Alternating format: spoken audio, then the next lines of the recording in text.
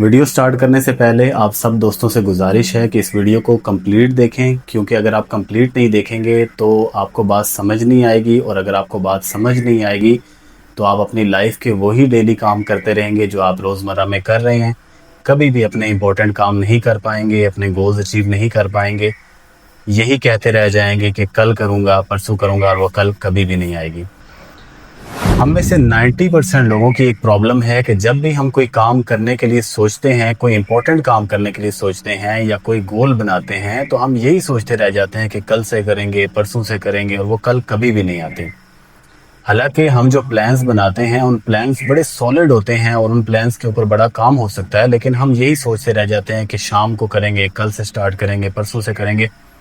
कभी कभी हम वो काम स्टार्ट कर भी लेते हैं, लेकिन 2 दिन बाद मोटिवेशन ख़त्म हो जाती है और हम उस काम को स्टॉप कर देते हैं।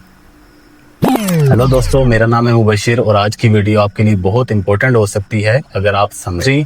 सबसे पहले तो ये समझ लेते हैं, हमारी ज़िंदगी में 3 तरह के काम होते हैं। नंबर 1 अर्जेंट काम, नंबर 2 इम्पोर्टेंट काम, और नंबर 3 वो काम जो ना अर्जेंट होता है और ना ही इम्पोर्टेंट होता है।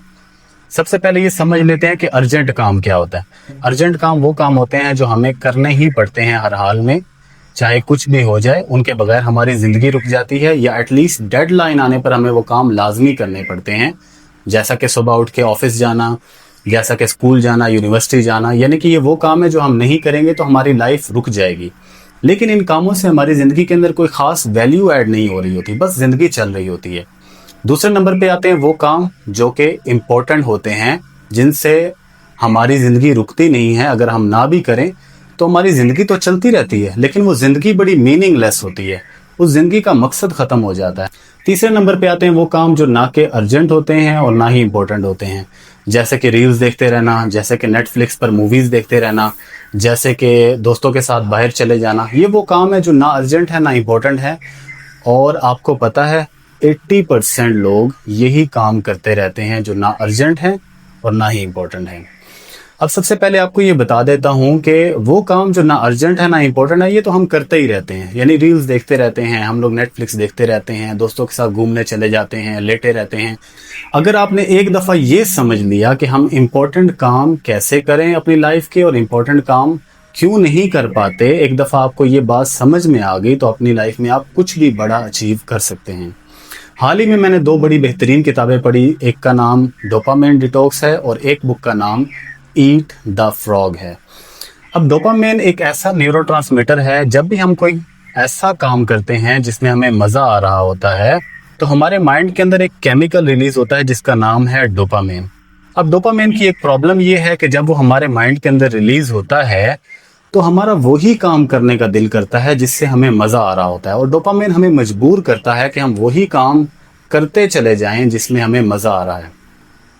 अब जैसे ही हम कोई ऐसा काम करने का सोचते हैं जो हमारे लिए इम्पोर्टेंट है, या ऐसा काम है जो हार्ड वर्क है जिसमें मज़ा नहीं आएगा, तो हमारे जहन के ऊपर एक गनूदगी तारी हो जाती है, लेजीनेस आ जाती है और बोरियत होती है। और वो काम पता नहीं क्यों इतना मुश्किल हो जाता है कि आखिरकार हम उस काम को कल पे डाल देते हैं कि चलो इसको कल करेंगे या परसों करेंगे, और वो कल कभी नहीं आती। अब देखते हैं कि इसका हल क्या है। तो सबसे पहली बात तो ये है कि डोपामाइन रिलीज होगा तो आप अपना कोई भी इम्पोर्टेंट काम नहीं कर पाएंगे। अब ये समझने की बात है कि इम्पोर्टेंट काम करने के लिए हमें कौन सा केमिकल अपने दिमाग के अंदर रिलीज करना है। तो इसका जवाब ये है कि हमें कोई केमिकल रिलीज नहीं करना। उल्टा हमें ये जो केमिकल डोपामाइन और कोर्टिसोल हमारे माइंड के अंदर रिलीज हो रहे हैं, हमें इन्हें रिलीज होने से रोकना है। तो आपको करना ये है कि जब भी आप सुबह उठें, अगर आपने अपनी ज़िंदगी में इम्पोर्टेंट काम करने हैं, कुछ बड़ा अचीव करना है, तो आपको ये करना है कि जब आप सुबह उठें, सबसे पहले आपको कोई भी ऐसा काम नहीं करना जिससे आपको मज़ा आए। आपको सुबह उठते साथ ही अपना फ़ोन नहीं उठाना, आपको मैसेज चेक नहीं करने, आपको ईमेल्स चेक नहीं करनी, आपको स्टेटस नहीं देखने, आपको स्टोरीज़ नहीं देखनी, आपने रील्स नहीं देखनी। आपने सुबह उठते साथ सबसे पहला काम कोई ऐसा काम करना है जिससे आप इंतहाई बोरियत महसूस करें, जिससे आपको थकान तारी हो जाए। तो जब आप पहला काम ही कोई ऐसा करेंगे तो आपके माइंड में डोपामाइन रिलीज़ नहीं होगा। अब आ जाते हैं वो किताब जिसके बारे में मैंने पीछे वीडियो में जिक्र किया है, eat the frog. Eat the frog एक ऐसी बुक है, इस बुक के ऑथर कहते हैं कि अगर आपको दिन में 1 मेंढक खाना हो तो आपको उसको सुबह सुबह खा लेना चाहिए।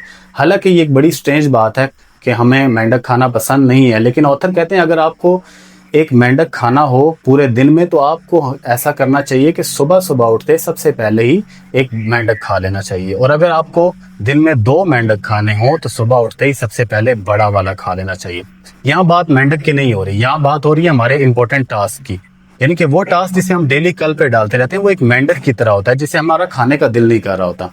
जब भी आप सुबह उठें सबसे पहला काम आपने वो करना है जो सबसे ज़्यादा इंपॉर्टेंट हो और जिसको आप डेली के डेली लटका रहे हैं, जिसको आप कल पे डाल रहे हैं कि कल करूँगा कल करूँगा।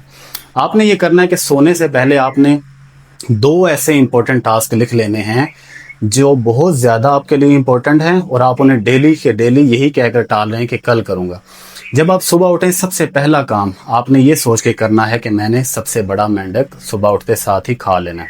अब जब आप इसकी 1 वीक तक प्रैक्टिस करेंगे तो आप खुद रियलाइज़ करेंगे कि कितना आसान था ये काम करना जिसे आप डेली कल पे डाल रहे थे। दूसरा मेथड ये है कि आपने अपने आप को डराना है, आपने अपने आप को डेडलाइन देनी है।